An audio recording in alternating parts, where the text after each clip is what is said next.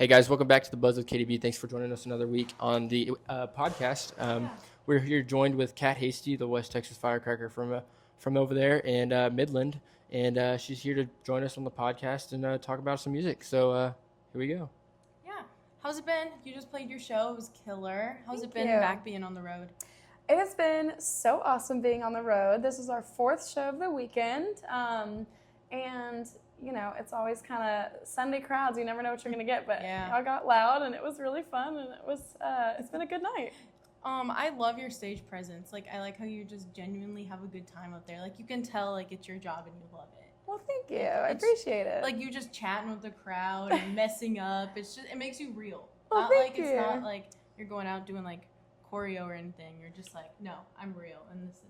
You also talked about tonight that you don't like the crowd being so quiet. Does that give you a sense of panic that you don't like the crowd being too quiet? It does if I tell a joke and then I get like a little chuckle and then it's dead noise, you know? Because sometimes you'll be in a venue where even if people are listening, there's still like bar chatter or something in the background where there's a little bit of static. But tonight it was so dead quiet after I talked that I was like, anyways, here's the song. One of my favorite shows is one of those quiet. I saw JR and Nolan at another place in Houston, and you could hear a pin drop, and they absolutely hated it. Really? But as a viewer, it felt so special because you could hear everything, and it was really cool to see. I love that. I'd love to see them too, and listening they're type amazing. environment. They were, it was probably in front of 40 people. It was a couple years ago, and it was a really good show. That's awesome. Yeah, so obviously you played a lot of new songs that no one has heard. Literally everyone you almost played was new. Yeah. So what can you tell us about that? What do you have in store for this year and your new music? We do have a new album that's coming out, and I spent the last 5 years, I've really been home a lot with my daughter because I do have a 5-year-old. So I put out Drowning in Dreams when she was a couple of months old, and I tried to tour and I tried to do it a little bit, but it was just really hard. And so she's 5 now, she can go on the road or she can stay, for a couple days while I go on the road. And, I'm ready to start hitting the road and start making music. We have that album coming out, and then actually have written a whole nother album that I'm ready to record this summer. Awesome.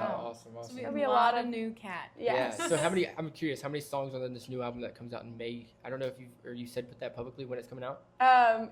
No, we can cut it. We can bleep it. I'll have an album coming out in May. There's 10 songs on there. Awesome. And then you've already cut all those and they're ready to go. They're ready. Awesome. So saying you talked about earlier being a mom and being a country music artist on the road. How do you balance that lifestyle between, hey, I've got to work this day and hit the studio. Hey, I've got to write. Hey, I got to go to her school program. How do you balance all that? Well, I really wasn't able to, and that's why I kind of, when Pretty Things came out, I think a lot of people, the people directly around me expected me to kind of take off and do more, and I just wasn't able to do that, and I'm glad that I didn't do that too, because you can always be a country music singer, but you can't have the first 5 years of your entire life back, and so now, she loves people, she loves to travel, she loves it all, and so it's when we start really touring at the end of this year, she'll come with us. Awesome. And, that's awesome. One of my good friends will come with us, and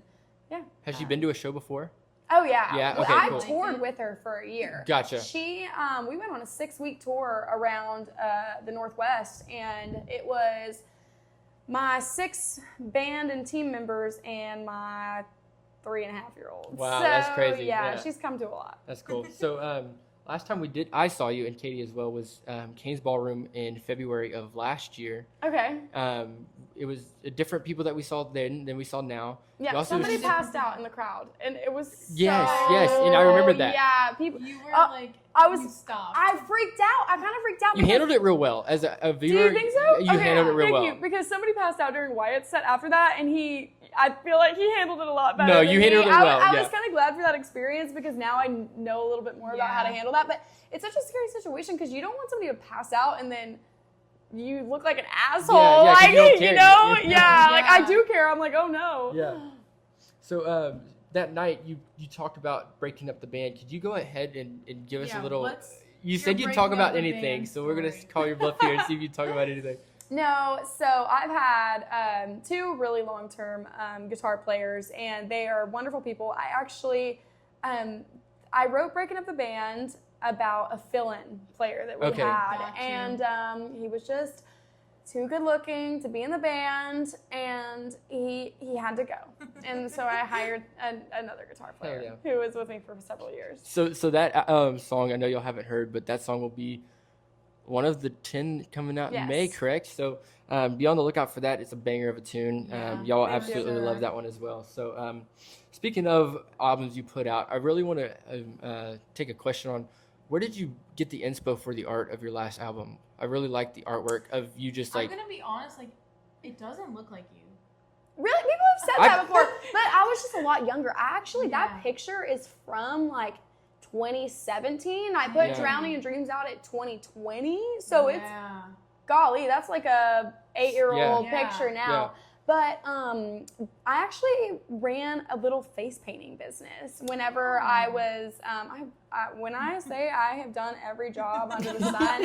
Okay, I will tell y'all, I worked at a phone company. I worked at Western Wireless, Metro PCS, at a face painting company. I was front desk at a hotel. I was an Uber driver. I worked at Cheddar's for a week. I did so, like, I could go on and on. I worked so many jobs, but I love art. So I love Yeah. to paint. I love to draw. I'm definitely an artist. I will not have another job ever again in my life.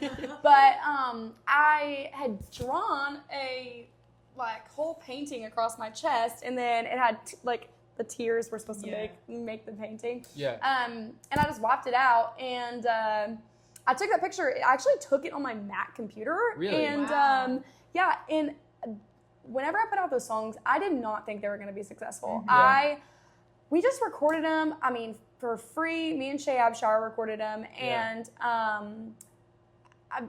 I really didn't know they were going to be successful, and I just needed cover art. I Yeah. went through my Yeah. computer to see what I could find, and I made that picture black and white, and it just ended up being the Drowning in Dreams That's picture. It looks like incredible. such an emotional picture because it as a Yeah. man it looks like mascara running like all Mhm. over, like you've been crying out, you know what I mean, like the emotions and rawness that image invokes, and it's really cool to now know the backstory for that and what it actually is, because it just Mhm. looks, for me, somebody that doesn't understand makeup, and it just looks like mascara running everywhere, and it Yeah. just looks like a ball Yeah. fest. So it's really cool to understand the 100%. backstory on that. Speaking of Shay Abshire in your early days in music, you started out with a little place called Honcho in the music group with them. How was I that? did. It was great. I took a lot of advice. Dalton Domino. I'm actually trying to remember how we even got in contact. I think he just heard Pretty Things, and he does artist development, so Yeah. kind of helps artists demo their albums and find a band and Yeah. kind of just teach them how to be on the road, because Dalton Domino was on the road for so many Yeah. years. Yeah. And so it was great. That's how I met Jacob Stelly and Slade Coulter. And Let me see the tattoo. Are you showing us I'm the not tattoo? with Honcho anymore, but I still Hell have yeah. a matching That's tattoo cool. with Hell all yeah. of them. We got after Blue Light one night. So Those yeah, are great guys over there for sure. They are. I really respect what Dalton's doing. It's Yeah. really cool Yeah. to be able to help the young generation of artists in Texas. So. Absolutely, and he's coming out with a new album later this year as well. Which Oh, I'm looking- really? I Have didn't you even know heard about that. No. No. So, Oh my God. he That's teased some black and white photos on Instagram and relaunched his merch site, and he's like, "Hey, September, I think 16th." That's awesome. But yeah, so excited for him to Yeah. see where he's Cool. been in the last couple years. And I so- can't wait to hear it. He yes. did play I did a song swap with him in Steamboat, I guess, like last year, and he played some new stuff that was really good. So I hope it's on that album. So I'm you might have excited to hear it. reach out and see for sure. Yeah, he was. He teased that like a couple weeks ago, and I was like, Cool. holy shit, hell's frozen over, like it's Yeah. back, you know what I mean? It's pretty That's fucking awesome. cool to see. Also, all those people you mentioned that were with in Honcho, y'all are all coming out with y'all's debut or y'all's sophomore albums Mhm. around this year. I don't Mhm. know if you knew Slade just dropped his, Stelly's working on one, Parker's Yeah. dropping in March, April. It's about to be like y'all's year that it's crazy. Y'all are about Yeah. to take over, and I'm so excited to see people like that started here and now where they're going and about to be branching off and doing it more and more. It's crazy to see. So somebody was telling me earlier that they had heard Jacob Stelly's new album and that it was going to be really big, and so I'm excited for him. Parker gave us his on a CD, and really? we've been listening to it for about a month straight. That's and awesome. it's That's dope as so hell. exciting. So it's gonna be cool. Another old thing that you've done as well is belting Bronco. Where did you go up for that, and how was that experience? It was great. I went up to Seattle. That was the first time I had met Zach Bryan, and it was really cool. Actually, it was during the snowpocalypse, and so there was the most snow that he had ever seen in Seattle. There was like 6 feet of snow, and it was kind of dreamlike in a way. Seattle's beautiful, and the snow, and we drove around in the Bronco and shot it. That's cool. With just his friends and stuff. So yeah. it was And cool. what made you choose the song you played on that night or that event? Well, Pretty Things got popular, but it was never really a favorite song of mine. Yeah. Definitely Highway Song and Wildflowers were the most important songs on that album to me. And it was just the one I wanted to showcase at the time. Yeah, so. awesome. How did that go about? Did he just like message you or? He did. Yeah. That's crazy. It was back in the Twitter Zach Bryan days. So he DM'd me on Twitter. Katie had a bad experience on Twitter days. Okay. And so just a long story. But why don't we interview you, Katie? No, not today. So let's see here. You want to ask her about that? Yeah. So a while back, you said you got rid of your phone and you got a flip phone. Okay, well, actually, I ordered this phone that said it was compatible with Verizon, and it's only compatible with AT&T. But guess what? I ordered my SIM card for AT&T, and I'm switching to a flip phone when I get home tomorrow. That is awesome. So I got it's a really sick flip phone. It has Spotify, it has Maps, and it has Gmail on it, but it's still like a flip phone with, T9 texting. Crazy. Yeah. Another thing is you're very fashion forward in how you dress. Oh, well, thank you. Like vintage and like your boots are beautiful snake. Thank you. you. Awesome. Yes.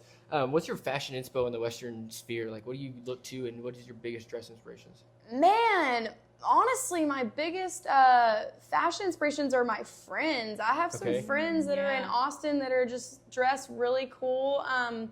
You probably, if you follow me on Instagram, I'm always posting about Bluebonnet Vintage. Yeah, I've seen that. Her name's Tori. She's one of my friends, and kind of just the scene she's in is super cool. They're all into vintage fashion, and I guess just what I pick up from the thrift store. If I like it, I just buy it. Yeah. I feel like all y'all, like females, like you, Maggie, and like Willow, like you guys all have like a good, cool vibe. Like you all just like, your wardrobes are just insane. Well, thank you. I want to go in their closet. Oh my gosh, I want to go in Willow's closet. I'm following Willow very intently right now. I think, I love Willow. Like, I'm a huge fan, and I really, really think she is going to be, like, mega. Not just, like, country star mega. Yeah. I think she's going to be, like, the next Lana Del Rey. Yeah. And then y'all three, like, there's more, of course, but y'all three specifically, y'all have been killing it, like, in the specific scene.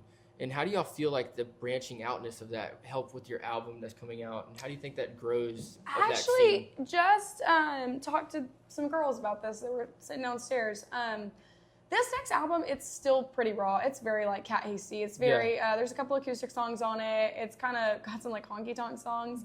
But man, I love pop music. And I know that people are going to call me a sellout because I will be putting out pop music in the future. But like, I grew up on pop music. I love what Chapel Roan's doing right now. Me as well, yeah. Dude, he is I'm a big Chapel fan. Yeah.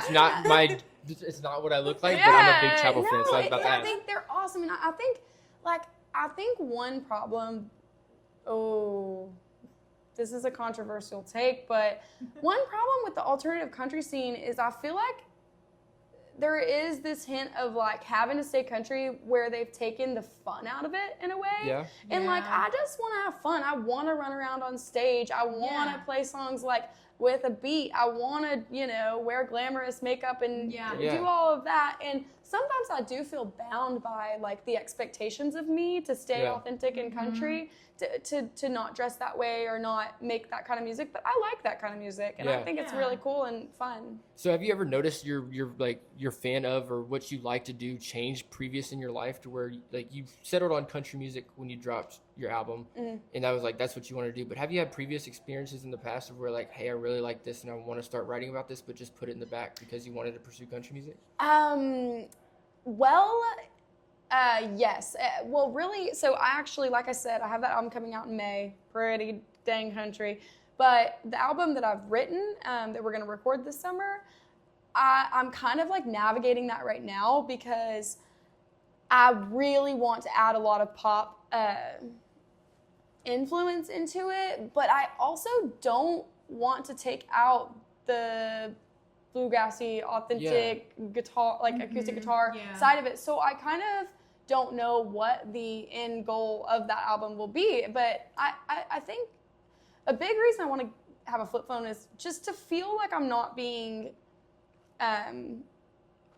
influenced by social media. To feel like, you know what, if this is what I like, then that's what I'm gonna do. Like, if I want to make a pop song, if I want to write about narratives that are not popular in country music, then that's what I'm gonna do, you know, even if that doesn't confine my, if that's not confined to my brand or whatever it is, you know.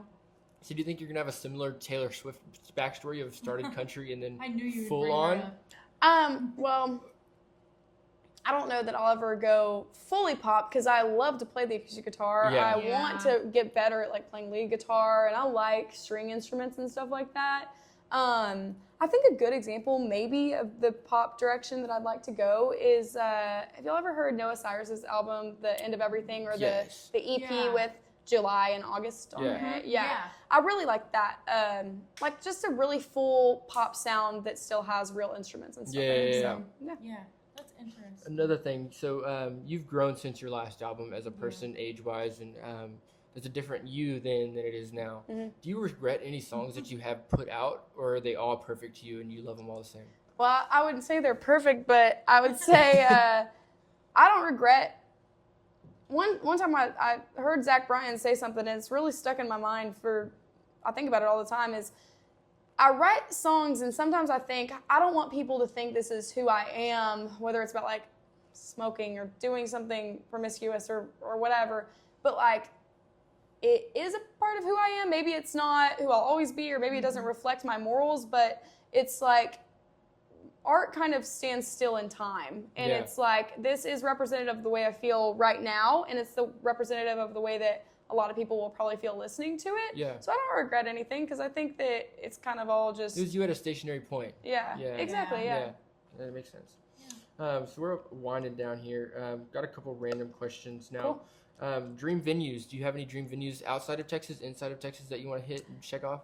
I can't believe we're headlining Canes. That's amazing. That's awesome. And we're headlining Billy Bob's, so that's... You've already headlined Billy Bob's, correct? Yes. Gotcha. I did headline Billy Bob's. We're headlining Billy Bob's again, which that was just wild. That was one of those moments in my career where I was like, whoa, people listen to my music. I cannot believe it. I sold 1,800 tickets to Billy Bob's, and I was like, hell yeah, girl. You did. Like, it was so cool to see. He's never said that before. Yeah, but like, it was like, not out loud, but like audibly in my mind, I'm like, you go, girl. You know, like, hell yeah, yes. No, and that's how I felt. I was like, what? Like, okay, I remember I actually, so I was walking on the stage in Billy Bob's, and like, I wasn't all the way there, but I could see the crowd, and I thought in my head, I didn't know the ticket count, and I was thinking we probably sold like 300, 400 tickets, and then Robert, the guy who gave me my check, he walked up to me right before I was on stage and told me how many tickets I had sold,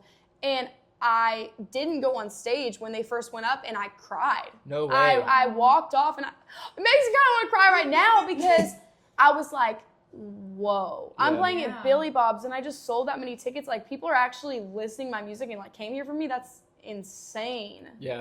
Billy Bob's is always one of those cool venues. We went up there earlier this summer or last summer, and it was dope as shit to be there. It was cool. It's amazing. A lot of history. Same with Green Hall. Isn't it weird with like the sitting though? What did you think about like the people didn't sit. We were at so actually the stage was under renovation, and so people were standing, and it was lit. It was awesome. We went backstage at Billy Bob's and saw all the history that's back there. That was really. Did you write your name anywhere on the wall? No, I didn't. You gotta sell it out. Oh, really? Yeah. Gotcha. So, what's cap at Billy Bob's? I think it's 6,000, right? Yeah. Remember? One day. Yeah, one day. One day. You might see her with the handprints on there this week or next time when she plays. Any dream collabs you have? Dream collabs? Male, female, anybody? Like, Yeah, like, I the actually girls need to do. one. Taylor Honeycutt does not even know this. We played in Mile Zero. I'm actually writing a song right now that I am writing, thinking she's gonna be on it. So I hope she says yes. I haven't even told her. Taylor, give her a DM back. Yeah, no. I would love Taylor Honeycutt. I mean, my dream collabs are like an album of the people I just love and like want to honor with my music. So like American Aquarium, Whiskey Myers, Taylor Honeycutt. Love to do like a 49 Winchester collab. I'd love to do something rock and roll with like the Dirty Roses. Yeah. Yeah, I have a list. I definitely want to do something with like Coda Canada. But I mean, these are all just dreams. We'll see. No, that's awesome to That's- dream. yeah. Another question: are you going to Cross Canadian Ragweed in April? Yeah. Are you going to the reunion? I wish. I You don't have wish. tickets to it, but I don't know. Maybe I might get a wild hair and ask somebody. What? I can get you tickets. I'm going there. What? I'm working there. What? Yeah. Where are you working? I'm shooting for Jason, who's playing the show. Opening. Yeah. All right, I'm awesome. going to the Yeah, Cross we'll Canadian see- Ragweed we in will see you April. there. We will We're see you going, there. we're So going. that's awesome. Another random one.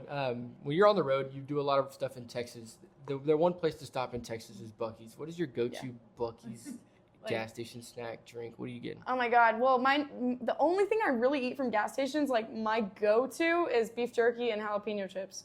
Okay. That's all I eat So at it's any gas anywhere you station. can find. I'm Yeah. getting that at Buc-ee's, yeah. Absolutely. Yeah. But I will walk around in the like home decor and Me random too. merch Me of too. Buc-ee's for a long time. I'm yeah. just like, do I need this? I'm a gas station piddler. Like I'll Yeah. just sit and look like, what do they got here? Waiting for love everybody else to being get back Yeah. out. I love being a tourist. Yeah. Like, Oh, me too. It's just so much fun. Just Yeah, for sure. finding all that. He hates it. I need Yep. a magnet everywhere I go. No, And I he's love just that. My house is full of like random shit that I. We got posters. That's what we filled our house with. Is Yeah. posters Oh, that's and, awesome. and random science Insane. shit. We have But so much. another thing is playlists. When you have anybody that we have a playlist that we made through everybody that's came on the podcast Cool. live or on Skype or whatever.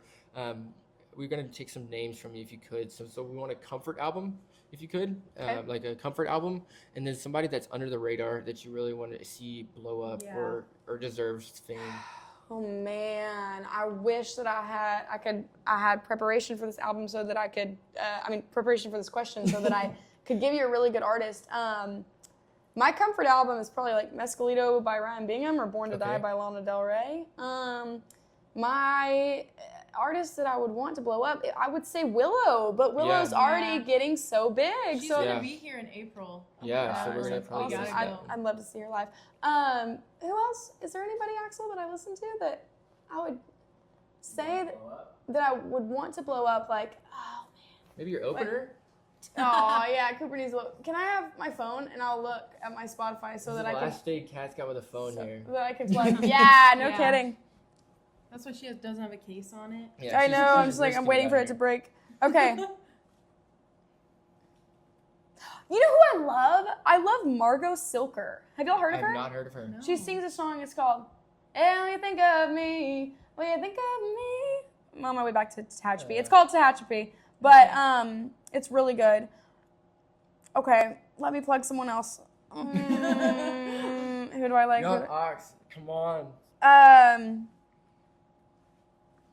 Man, I wish I had some more. Okay, Margot Silker, Abby Webster that did that Tall Boy song. Okay. You know that Okay, song? yeah. I love that song. That's like, if we ever have a walk-on song, that's our song. But, yeah, that's all I got. Willow, Margot Silker, Abby Webster. I'm rooting for them. Hell yeah, Yeah. awesome. So we've got a couple gifts, parting gifts. We wanted to bring you some vinyl. As a woman in country music, we wanted to bring you some empowering women in country No music. way! So, So here. Katie wants to grab those Well, out. if you're, We've got you a Tammy Wynette's greatest hits. If you're a fan of Tammy Wynette. That's And amazing! then we've got a Reba's. Reba McEntire's greatest Oh my hits. God, we And love so- Reba. We were just so gloating about we've Reba got earlier. those, She's What playing a the Houston crazy rodeo. photo of Yeah. her. Right? That's Yeah. so time marked. It is. It I love is. it. Yeah, she's playing the It's her Houston baby rodeo. face. She looks so young. She probably was. I love it. Alrighty. Well, Well, thank thank you. you. Yeah, it was nice talking to Yeah, y'all. Of course, Thank you so thank much. you. And thanks for having me on. Yeah. We'll Thank see you, y'all next guys. week. Thank y'all Yep. so much.